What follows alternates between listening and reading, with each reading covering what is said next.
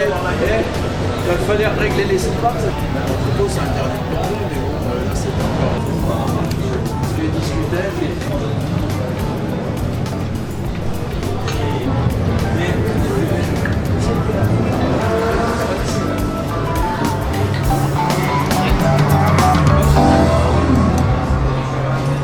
Bonjour à tous les passionnés d'automobile. Aujourd'hui, je suis au Mans pour la deuxième partie des Classides. Je vous rappelle que la première partie s'est déroulée à Magny-Cours, début avril. On est dimanche, la parade vient de se terminer. J'ai eu l'occasion de rencontrer Henri Pescarolo avec une interview. Ça fait beaucoup de bruit. Et j'ai eu le plaisir également de faire quelques tours en Ford GT40.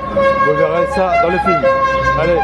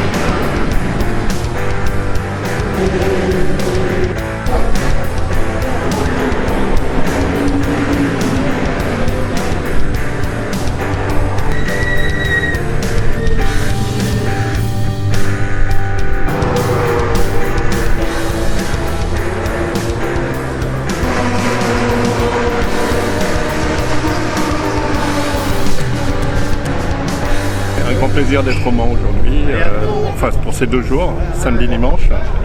Et puis on est bien épaulé par tous nos commissaires, donc c'est un vrai plaisir de rouler ici.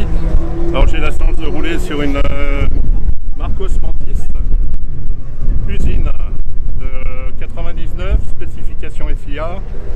Et voilà, donc c'est une voiture qui a un palmarès. Elle a fait 3 fois Zolder, 24 heures de Zolder, elle a figuré tout à fait honorablement.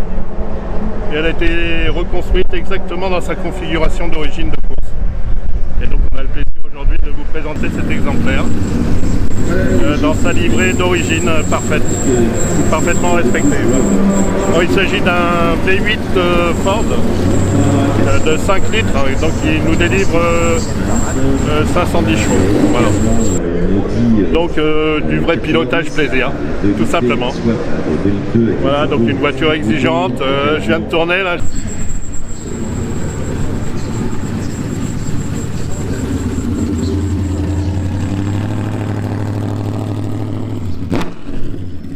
Je fais un peu tout. Un peu. La série des un peu décoiffé. Voilà. Et donc c'est un circuit qui lui convient bien d'ailleurs. C'est la première fois que je tourne ici, mais c'est pas mal. La grande ligne droite, on rêve tous de la faire une fois à fond. Ça a été mon cas tout le week-end. Donc je suis ravi. La météo est avec nous, nous rappelle le local de l'étape, notre commissaire qui veille sur nous. Voilà.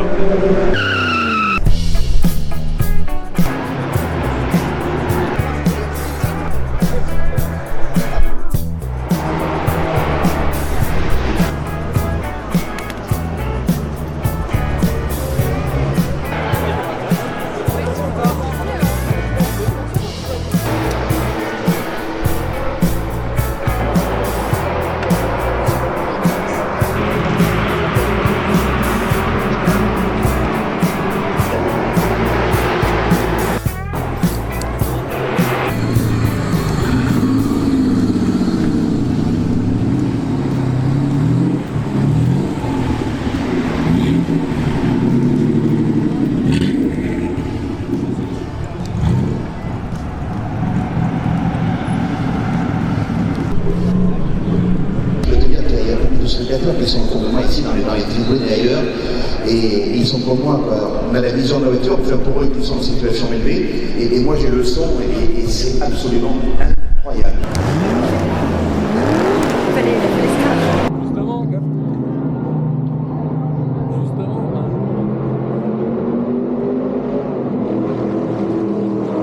Bonjour, Michel Green.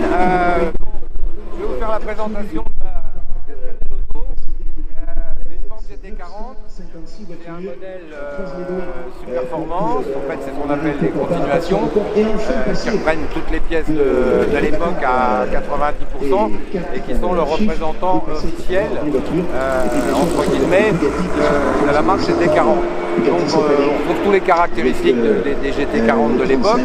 Elles peuvent être montées avec des moteurs 4.7, 5 litres ou 7 litres. Celle-ci elle a un 7 litres. Je peux vous assurer que ça marche très très bien. Ça fait, la voiture doit faire approximativement 1000 kg et le moteur, le V8, le 7 litres fait 565 chevaux avec un mètre couple assez phénoménal.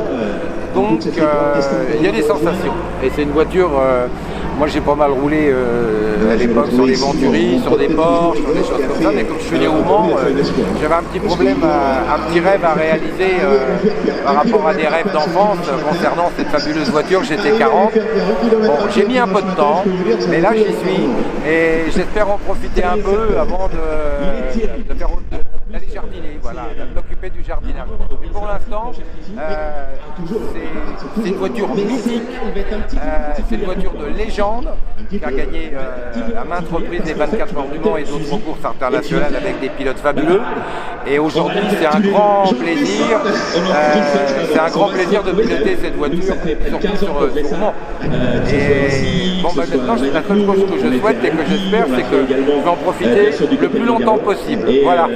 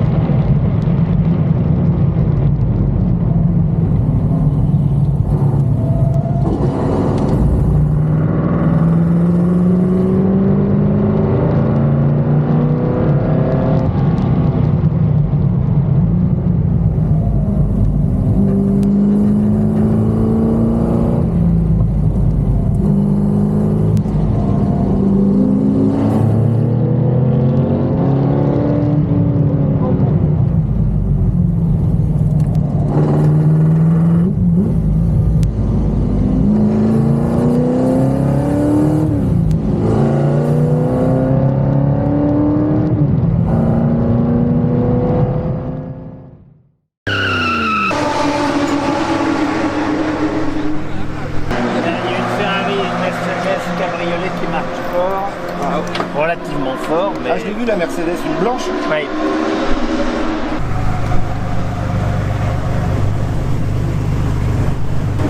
Bon alors après la GT40, retour à mes premiers amours, la Venturi. Mais j'adore.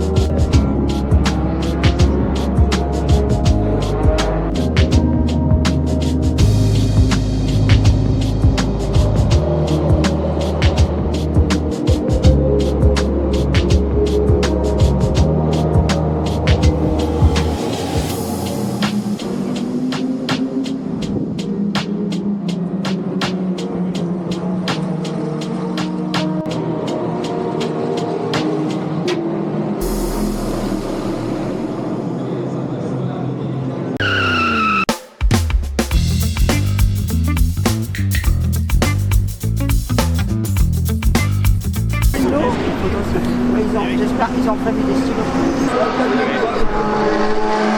Je suis un grand passionné de sport automobile, j'ai vainqueur du Mans depuis mon plus jeune âge. J'ai vu la victoire d'Henri Pescarolo en 1972, 73, 74 et 84, celle de Jackie X en 69 et les autres années sur Porsche également. Et puis disons, ce sont deux grandes légendes du sport automobile, toujours présents dans les manifestations et en plus Classic Day et sur les grandes épreuves internationales.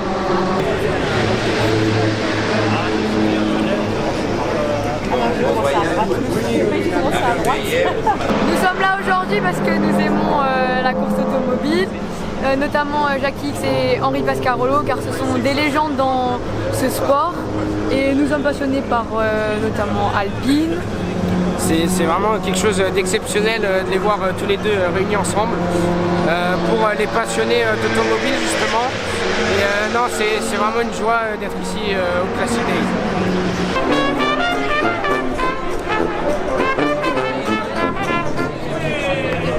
C'est pour ça qu'il y a la queue, parce que Eh bien bonjour, ben, je fais la queue pour récupérer une dédicace de Monsieur Pescarolo et Monsieur Jean Ragnotti pour le petit fiston qui fait une petite collection de voitures du Mans et puis un petit peu la référence pour Monsieur Ragnotti, la R8 Gordini. Donc voilà, une petite heure d'attente, mais bon, ça vaut largement le coup. En 69, j'avais 15 ans, j'ai ramassé ça sur une droite d'Inaudière, dans le ruisseau, à Pescarolo, 6 morceaux. Alors du bulletin qui veut me dédicasser, je viens aujourd'hui pour dédicacer, voilà. Alors oui, effectivement, j'aime les voitures, je suis passionnée, on peut dire. Merci Henri. Oui. Comment ?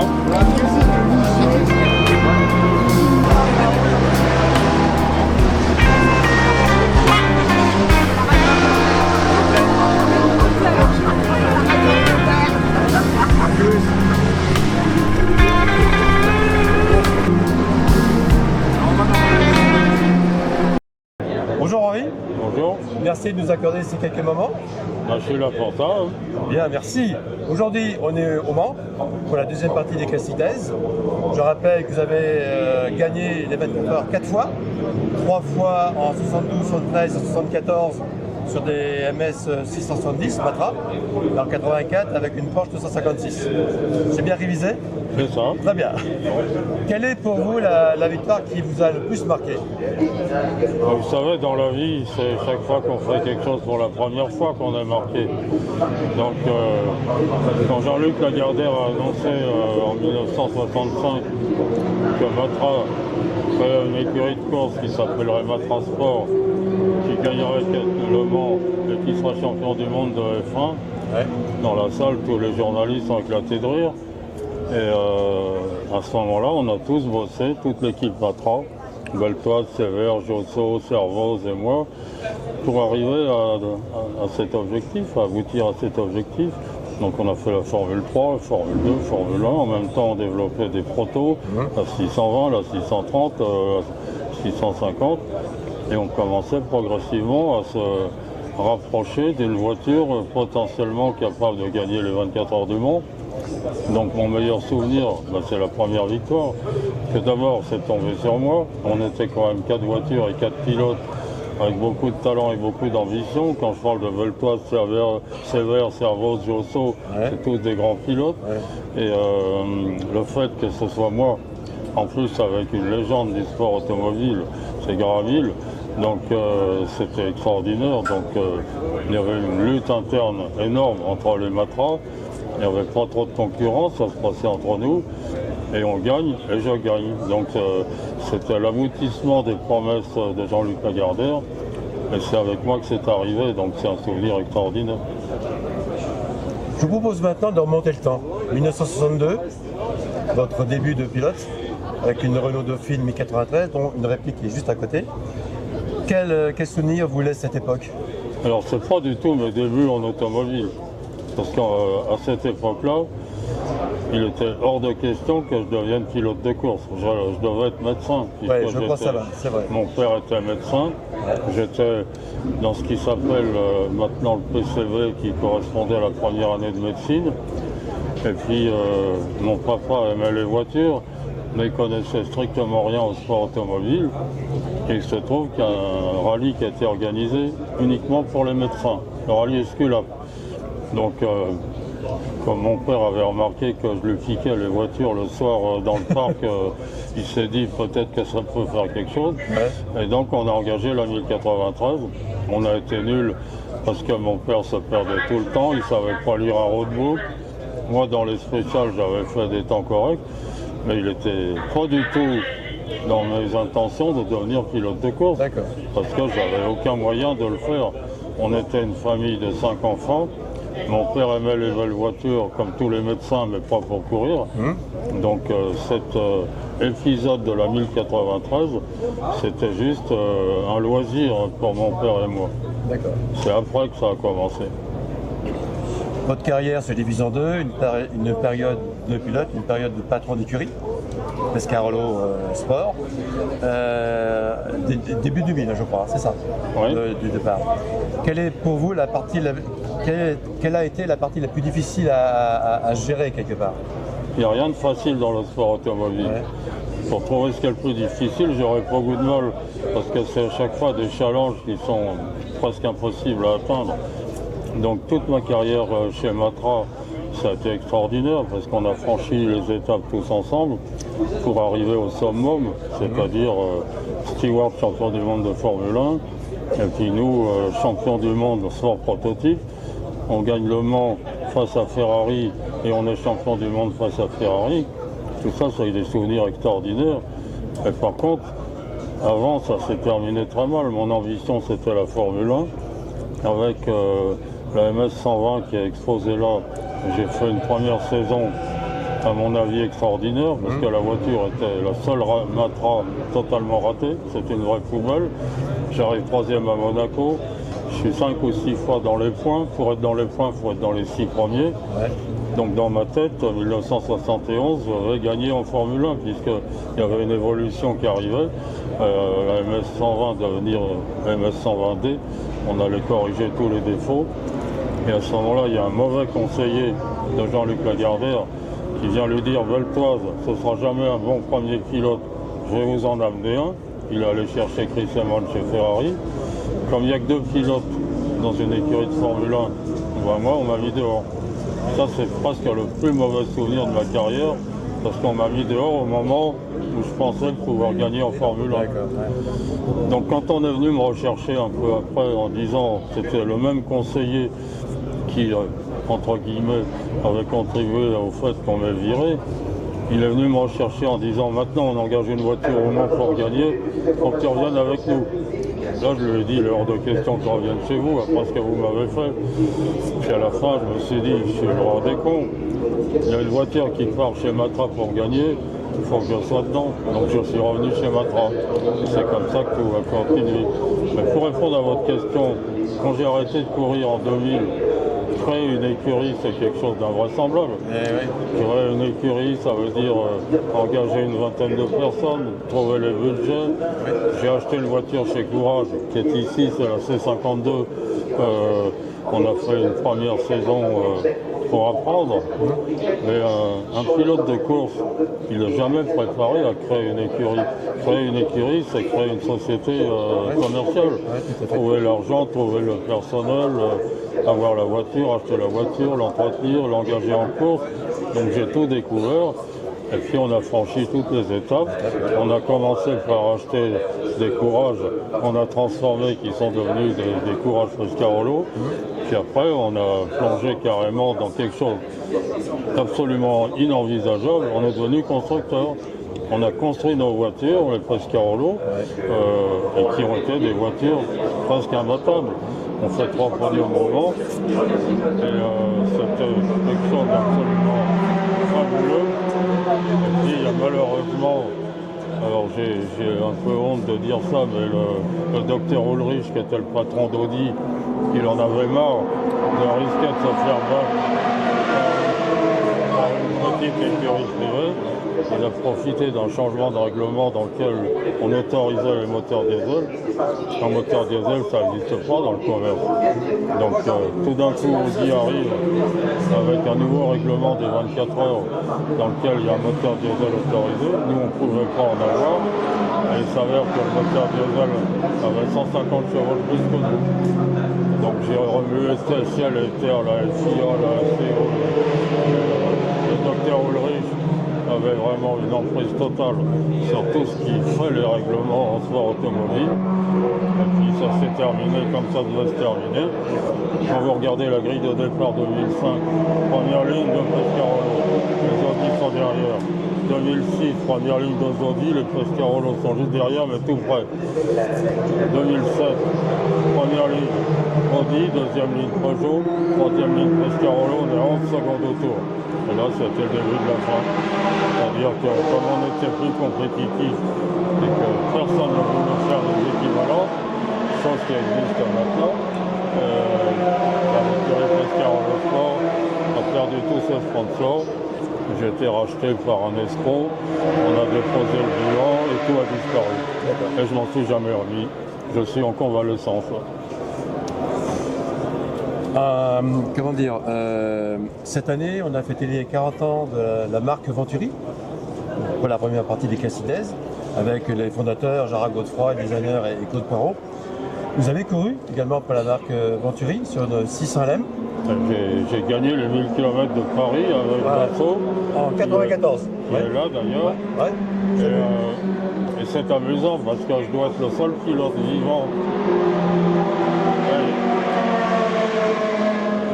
C'est très dur. Vive les voitures électriques.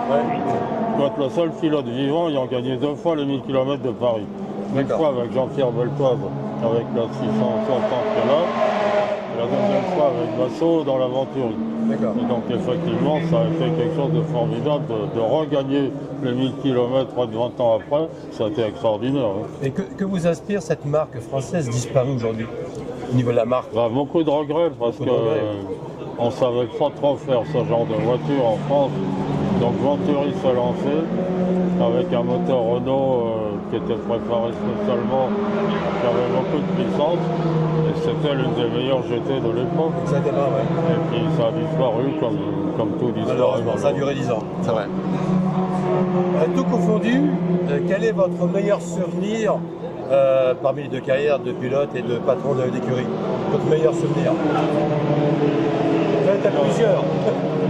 Disons que si on voulait résumer, mon meilleur souvenir, c'est d'être sorti de vivant de mon accident dans la ligne droite de Hunaudière. Bien sûr, bien sûr. Non, mais c'est pas une blague. C'est-à-dire que c'est quelque chose qui est dramatique. La voiture s'envole, je suis coincé dans la voiture qui brûle. Donc pour moi, je vais mourir dans les 30 secondes qui suivent. J'arrive à m'extraire de l'auto parce que c'était des essais privés. Il n'y avait pas de commissaire, pas de pompier, rien du tout. Et je me sors vivant de cette aventure. Donc c'est mon meilleur souvenir finalement. C'est ça, dans l'ordre des choses, le meilleur souvenir, c'est évidemment toute ma carrière chez Matra, avec les succès. En Formule 3, j'ai établi un record qui n'a jamais été battu. 11 victoires dans la saison, qui n'a jamais été battu. En Formule 2, je fais vice-champion d'Europe derrière Beltoise. En Formule 1, bon, je vous ai raconté déjà. Donc ça, tous les uns après les autres, c'est les meilleurs souvenirs. Mais finalement, ça restera la période 670 avec Matra au Mans, parce que 3 victoires de suite avec Matra, ça a été quelque chose d'extraordinaire. D'accord. Aujourd'hui, pour terminer, le monde automobile évolue beaucoup, je dirais énormément. Quel est votre regard avec votre œil d'expert sur l'avenir de la compétition automobile et notamment avec les nouvelles énergies? Comme je vous ai dit, je ne me suis jamais remis de ce qu'on a fait au Mans. Donc pour moi, on m'a éjecté du milieu automobile. Il a fallu vraiment que ce soit pour les classiques d'aide qu'on fasse cette opération Pescarolo pour que je revienne avec plaisir, parce que c'est pas la CO. Mais disons que maintenant on m'a éjecté et j'essaye pas d'y revenir. Voilà. Donc, ceux qui ont pris la responsabilité de toutes les écuries privées à cause du docteur Ulrich et d'Audi, eh ben, ils en portent la responsabilité. Ce qu'il faut savoir, c'est qu'ils m'ont tué au sens propre et au sens figuré, donc je ne m'occupe plus du sport automobile. D'accord. On ne voulait plus de moi, je ne veux plus du sport automobile. Voilà. Merci Henri de votre présence. Merci. Et on vous attend derrière avec beaucoup de monde. Soyez dédicaces. Merci. Merci.